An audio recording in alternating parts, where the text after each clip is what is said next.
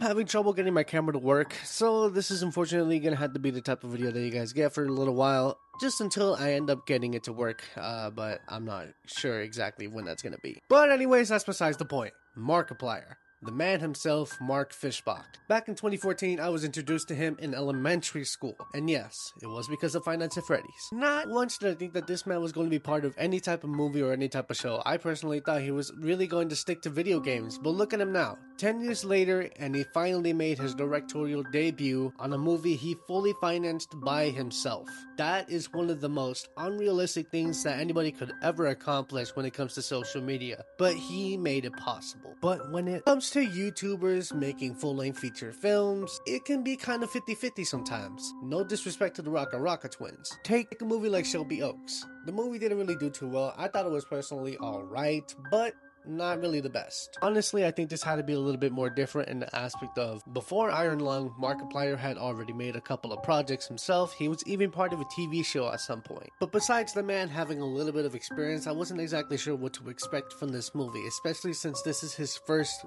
directorial debut. So, on opening day, I decided to go ahead and give it a watch. And you know what? I'm impressed. Very, very impressed. Visually, I think this movie looks absolutely stunning and super faithful to the video game Iron Lung, which this movie is based off of, which I think is very impressive when it comes to the aspect of the budget of this movie. Only $3 million. Think about it. All of these major movie companies put millions, hundreds of millions of dollars into one movie. This man only put $3 million out of his own pocket, and look at how beautiful it came out. Now don't get me wrong, this movie is not without its flaws. The biggest flaw for me being Markiplier as the main character. I love the man, but when it comes to him acting, it's hard to immerse yourself into the character when all you can see is one of the most popular YouTubers ever. But eventually it doesn't really last that long until you're finally able to immerse yourself and you're finally able to see the character Simon and not Markiplier. And I will say it is a little bit of an issue when it comes to the mixing of the audio sometimes. Sometimes when the characters are speaking on the speaker of the submarine, it is a little bit hard to hear them sometimes, but that's just me being nitpicky. I can be picky as much as I want, really. It's not going to change anything, and it's not going to change the fact that this movie on day one made #1 movie in the US, which is amazing. Let this be a message for all of you with the vision. You don't need